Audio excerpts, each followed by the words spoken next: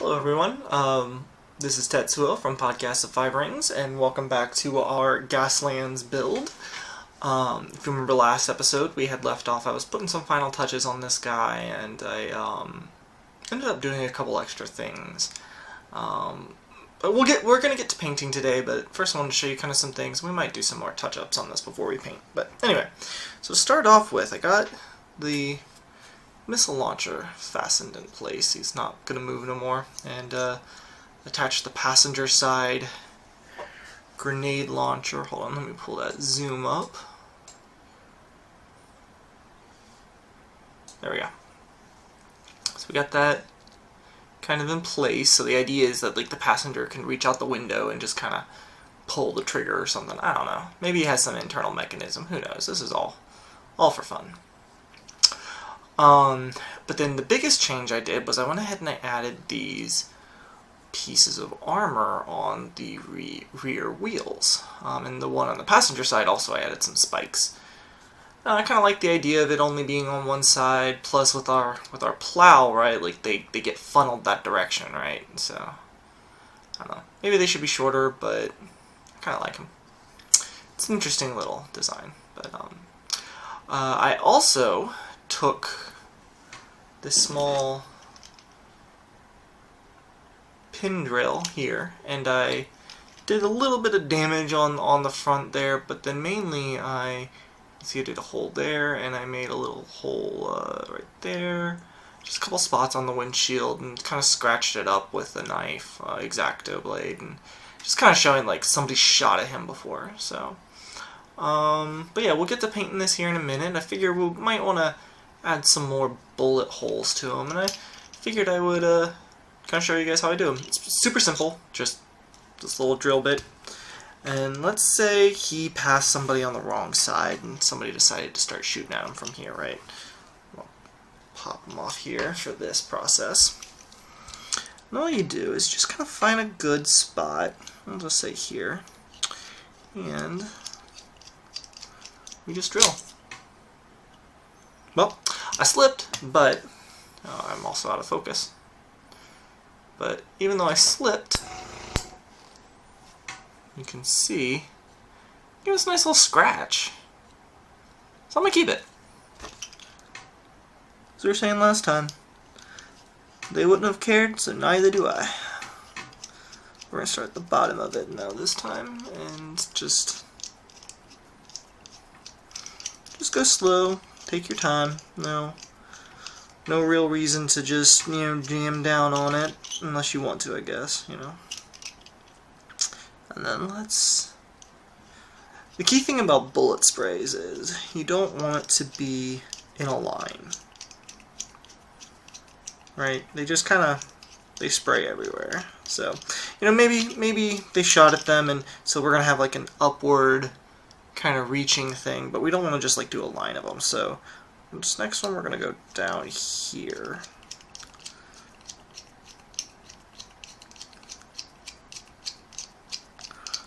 And then,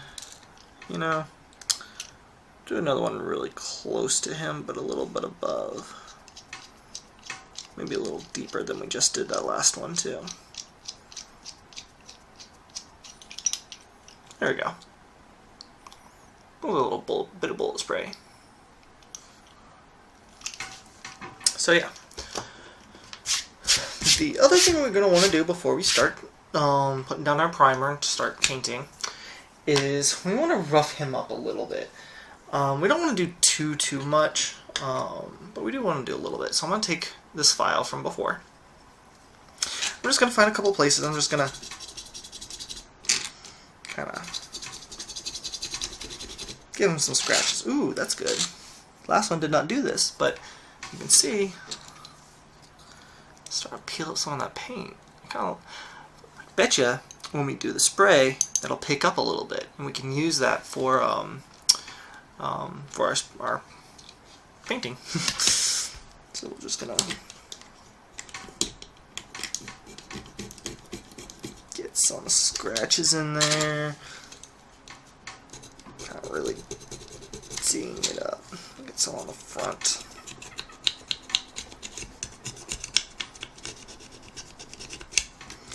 Make them look well used. That's my compressor, by the way. Apologies if the compressor talks over me. But a little bit of that. Oh, we got a fallen bit. That's awesome.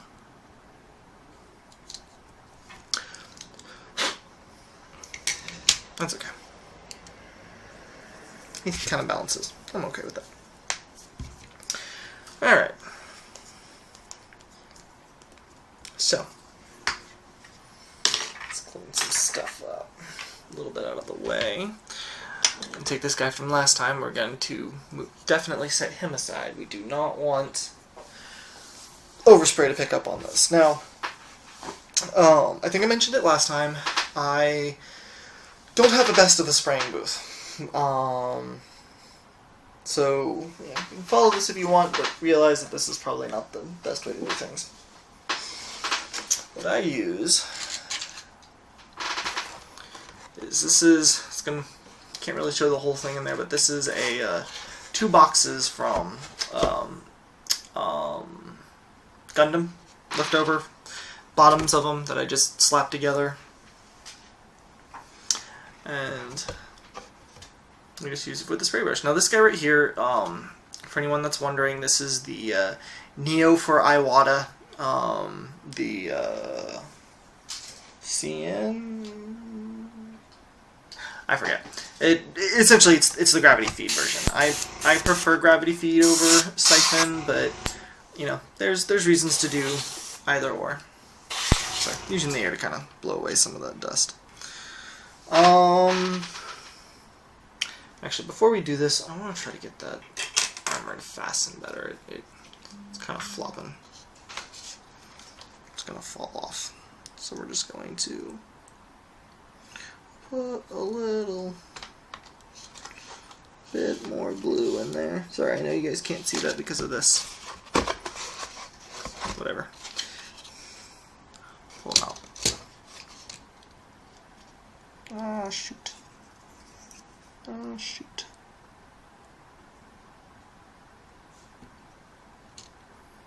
Well, tell you what, I'm going to get this guy fixed. Get some of the preliminary stuff done for prepping this, and then we will get to recording. So I'll see you guys here in a bit. Alright, and we're back. Kind of turn my spray booth so you guys can see a little bit better. Let's see if I can do this well. But so those pieces, the wheel well armor kind of kept falling off, so I took them off. Figured I could put it, on the back there or something. Well, we'll see how well it does. I think that still looks good though. Like, if he's focused on things being in his rear, he definitely wants to protect that window. So anyway, yeah. So we're gonna go ahead and get spraying. Now, normally what I would do is whatever hand I'm holding the thing, usually I have a glove. I ran out of them. It's up to you whether or not you want to worry about having paint on your hands or not. But, sorry, I'm reaching over the camera to get into my paint box. So what I'm going to use for this primer is Vallejo Mecha Primer Black Primer. Just Vallejo's little black primer that this line they specifically came out for Gunpla and other mecha based plastic models. I don't know that there's necessarily a formulaic difference between them and their other stuff. It was just a new line they've come out with, but I've had a lot of luck with this primer. I really like this primer, so that's what we're going to start with. So we are going to put a few drops in here.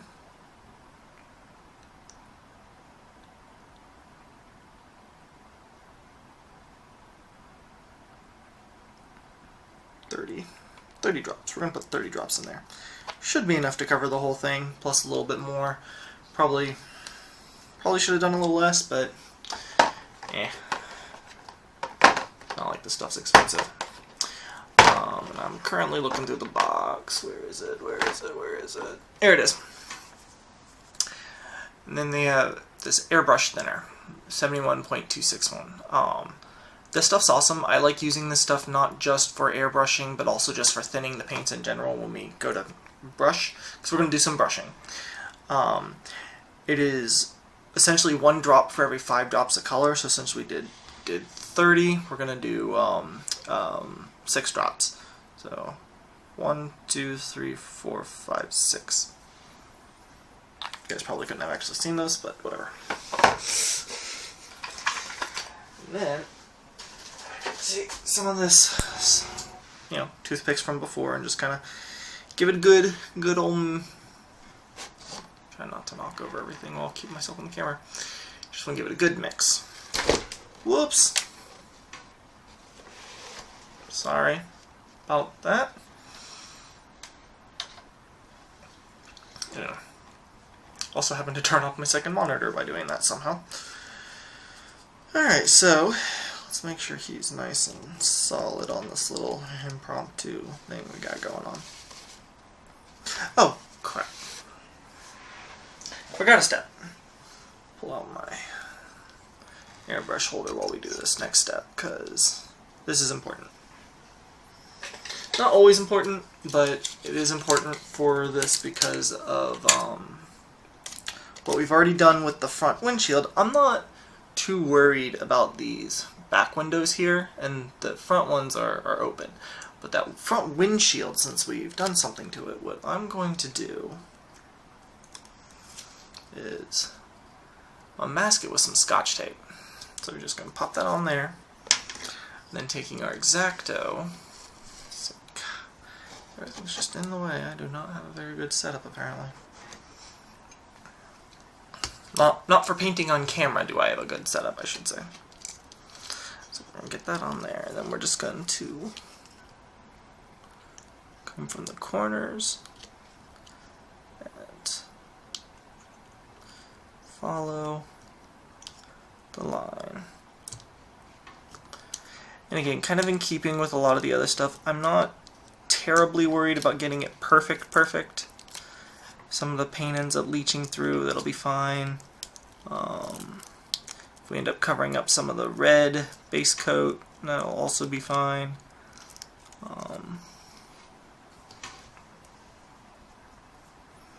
Come on, got tape on my finger. There we go. And then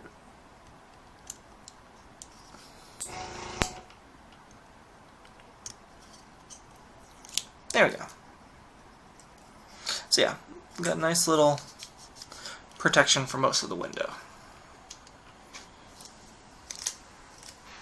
Get this tip going. Alright. So now,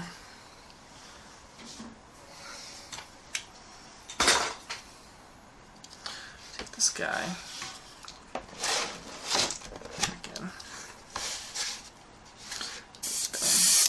I like to do a little bit of a test spray to make sure everything's flowing nicely.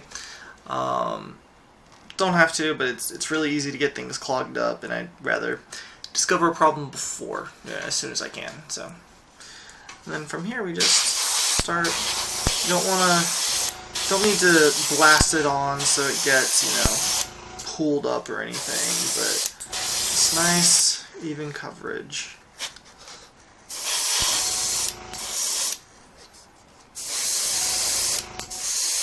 Make sure you hit everything from all angles underneath, just in case.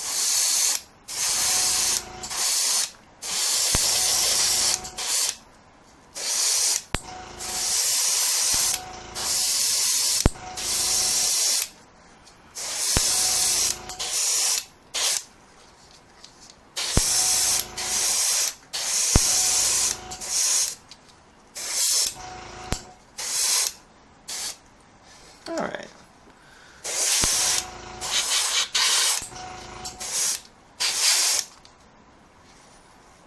It's looking pretty good. Yeah, I'm not too worried if a little bit of the red ends up showing up, like in the wheel wells or something. We can play with that once it dries. Alright.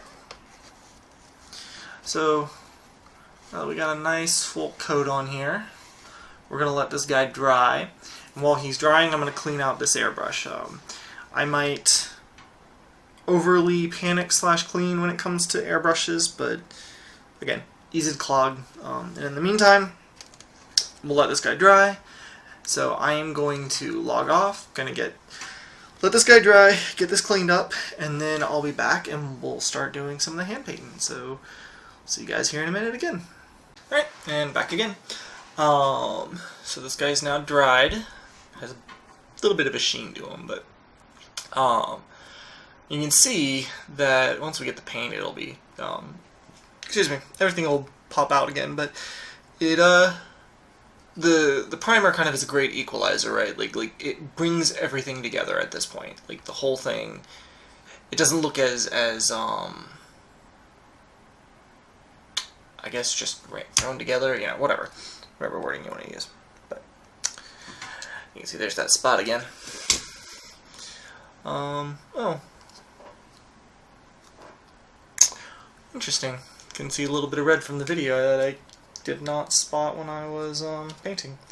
That's inside. That's actually inside underneath the floorboard. So it's not anything outside. Let's see. That little, yeah, see, it's not actually really like there. But anyway, yeah. So for the rest of this process, it's going to be hand brushed, and I have a bunch of brushes, but these three right here are the three that I use the most, especially for something like this. This one right here, this is my fine detail brush. It is just a couple of hairs thick. It's supposedly it says just fine detail. I think it's the equivalent of like a triple aught, but I swear to you it's thinner. But I also have Citadel's starter brush. This one I do for a little bit more like thicker areas, but that still, you know, I want some fine control over. And then this guy right here is a flat brush. He's not flat at the moment. I kind of need to use my brush soap on him, but he's a smaller fan brush that I like to use for dry brushing. I know you're supposed to really use older brushes, but if you properly clean and care for your brushes, you can get away with dry brushing, and then it'll still look like new. Like, let me find... This right here is one of my other dry brushing brushes that I use on a regular basis. It doesn't look like it is because of that cleaning process. And there's essentially you can buy these soaps for your brushes. After you're done, you take the soap and you just kind of swirl it around in there, get it in all the bristles, rinse it out in warm water, just keep doing the process until all the paint's out, and they'll go right back to where they were, and your brushes will last even longer. One of the other key things, this metal bit right here is called a fuller. Never get paint into the fuller. Don't get it close to it. Just get it, you know, in the bristles. You don't want it down here. And that'll also extend the life of your brush. Just some little bit of brush health care. Anyway, so this guy here.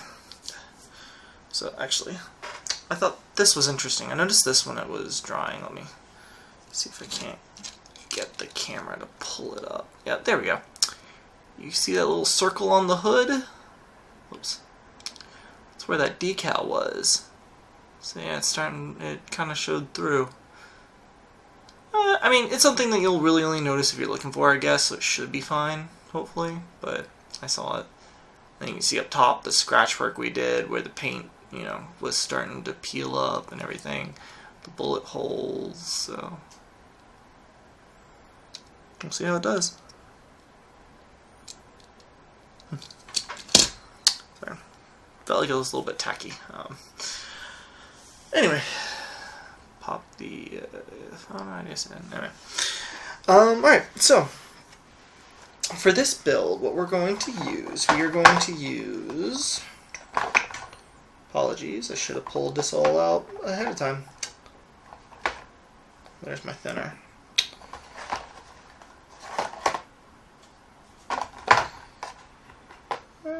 Here we go. Okay. So these two are going to be what we'll use for metal. Again, this Mecha Color line from Vallejo their gunmetal. They have this kind of this dark metallic color. I really like this. 69.058 if you want to look it up and get it for yourself. And Vallejo's Model Airline, this is their 71.065 steel. This is a good highlighting metal color. So kind of the equivalent for these two from Citadel lines is Leadbelcher and Chainmail. They kind of do a good approximation if you're familiar with those. That's kind of what they'll do. And then for the main body of the car, I think, because we know he's a speedster, so I think we should do some red, considering red makes everything go 3 times as fast, right? Right. So yeah. Again, this is the mecha color, 69.008 red.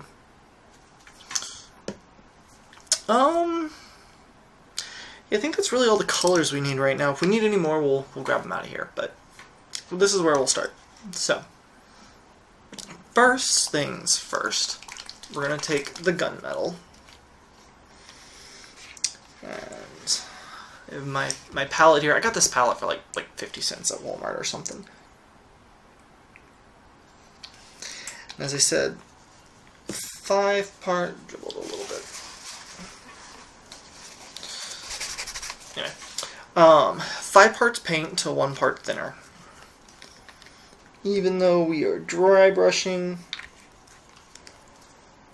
still goes a long way to help. What did I do? There they are. Yeah, I just use a toothpick to mix it on up. Okay. Alright. So dry brushing. What is dry brushing? If you aren't familiar with dry brushing, what you do is you dip your brush in the paint and kind of load it up with paint. As you can see, I did not get all the way up to the fuller. And then we're going to immediately dab it all off on here. We're going to keep going, keep going, keep going until we're just getting paint off whenever we rub. What we're going to do is we're going to take this guy, and we want to hit all of the edges. And we also want to kind of follow the pattern of the car, like the shape of the car, right? Because that's the way streaks and scratches are going to do. Because this is going to also help us kind of pull some of those out. So we're going to just very lightly pull it across. Maybe go back and forth this way a little bit just to grab the edges. But as we do so, what it does is these raised sections here will start to pick up the paint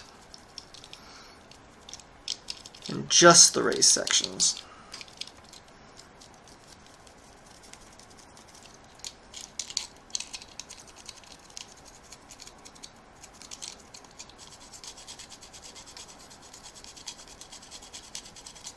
So there we go. So you can see there on the front how it's kind of grabbed all of those round bits and the edges, but not down in the grill. So we're gonna load up a little bit more. And, oops, a little bit too much, but you know what? That's okay. We can work with it.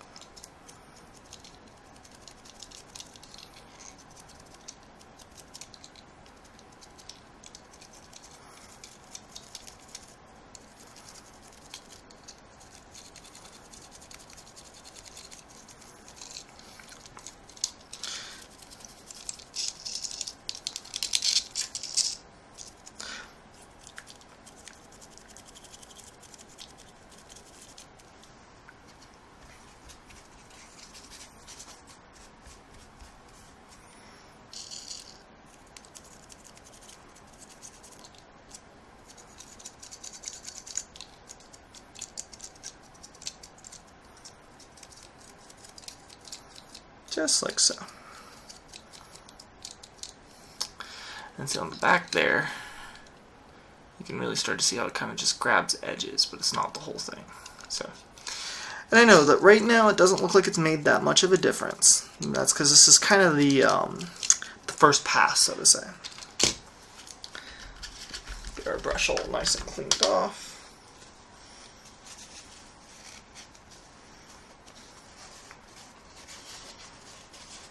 Just go over. Alright. Nice and painted fingers. Alright. Now our next pass we're going to do is going to be in the steel. Now this steel color, I don't know if it's this particular bottle or if it's the color on a whole, because I've not used the full of the one bottle. This one actually doesn't need to be watered down unless I'm airbrushing it. For whatever reason, it is nice and watery, so it just doesn't really need it. It's the same thing, get it in there, get it all kind of off the brush. And now, this one we're going to, we don't want to hit as much, but where we hit, we want to hit a little bit more, if that makes any sense. So, we're going to hit this guy. You can start to see how it's streaking across it. So then, like if you look on the inside there, see how that's got that nice at the edges, and you can see all of the, what do you want to call it? The little rocket points, but the little cells, but it's not fully getting all of them, right? Let's go this way a little bit. There we go. So yeah, so we're gonna hit most of this car along, especially along the really hard edges, like at the wheel wells there, on the gun, and on the armor plate that we put the gun on. So you see how it picks up all of those edges without us having to work too terribly hard. Go across the front. I'm going to go in there a little bit. We're going to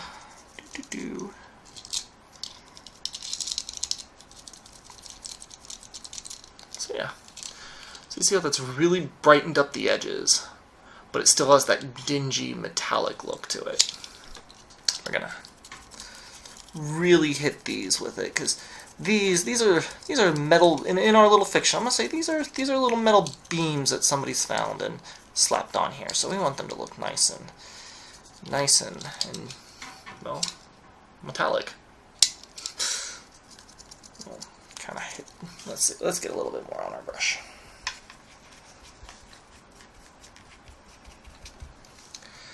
We'll hit these guys.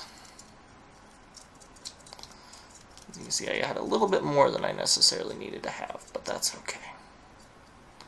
That's okay.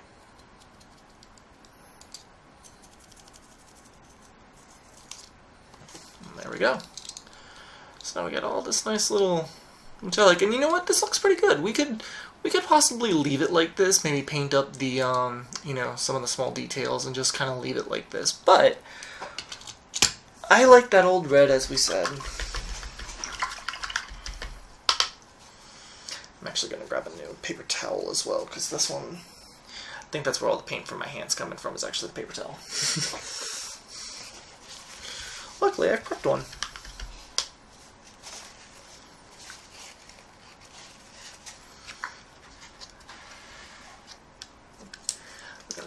Our final dry brush, we're going to do a little bit of red.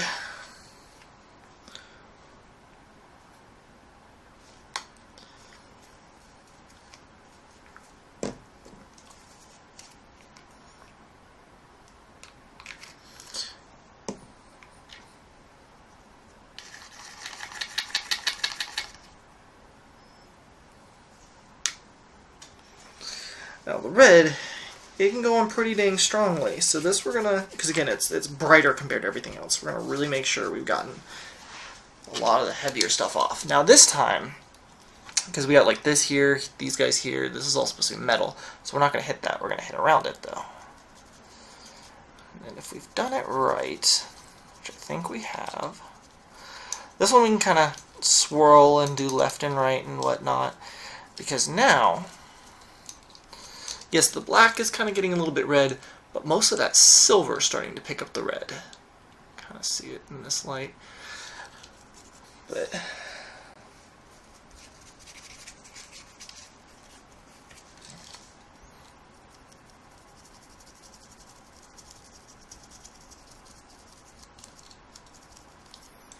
Yes. See. Yeah. So you just have that slight bit of red, but you're still getting those silver tones. You're still getting the black. Again, we're gonna avoid this guy here because he's supposed to be just straight metal. Just kind of hit there.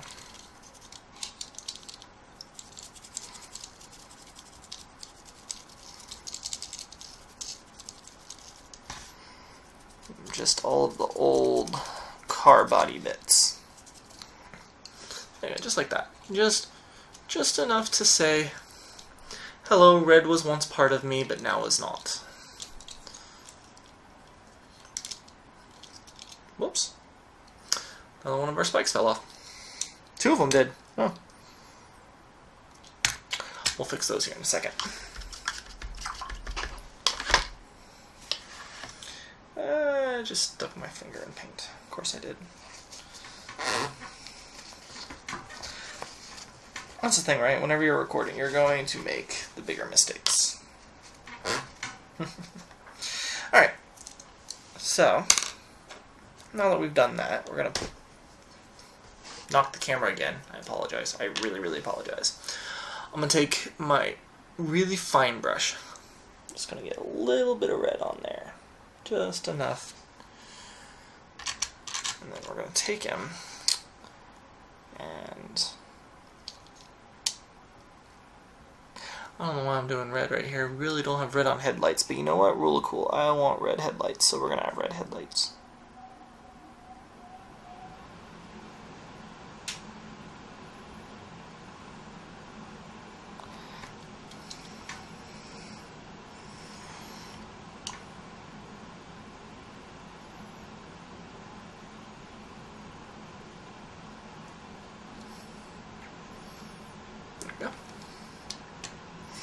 Let's see, is there anywhere else that could benefit from a little bit of red?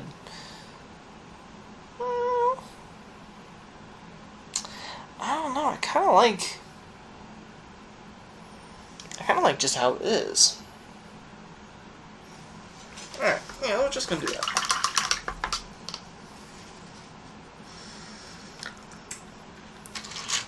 And then the last part, these bullet holes we made earlier.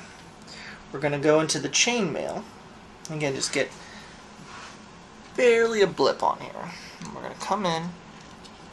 We're going to just touch those holes. And then maybe in a couple spots we'll pull it. Don't want to pull it too much though, just a little bit. So it's not perfectly whole, you know, circular shaped when people look at it. Maybe we'll kind of do like a scratch or something.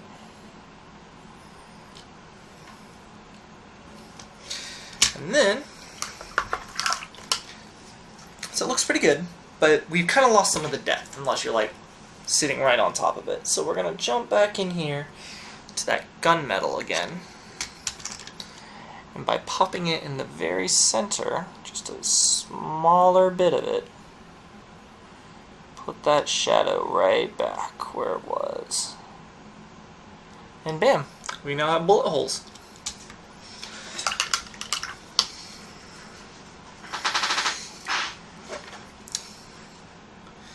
And with that, we have completed a Gaslands car. Yeah, you could do more to it. There's techniques for painting rust on there. If you want to get some oranges, do some watered down orange washes and stuff. You can paint on the lights themselves. Paint them a little bit more. Have like they call it jewel tones. So you paint like a lighter red and a darker red in opposite corners and everything if you really wanted to. But to be honest, I really like the way this looks. I like the kind of just toned down color to it. And again, that's the beautiful thing about this game. You can do whatever you want because it's yours. And then we're going to, using the knife,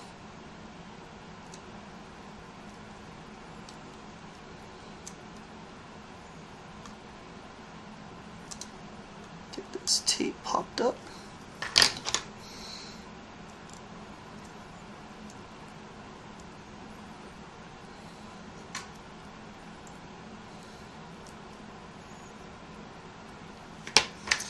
Well,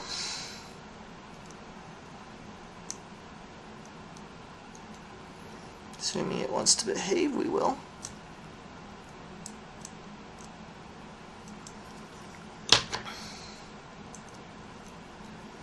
There we go. Come on, get off my fingers, tape.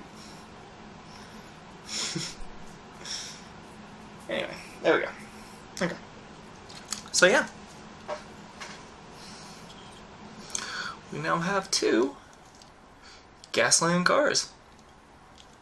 Thank y'all for watching. If you guys have any ideas, tips, tricks, if you liked this, if you didn't like this, make sure to let us know in the comments, and we will see you all next time.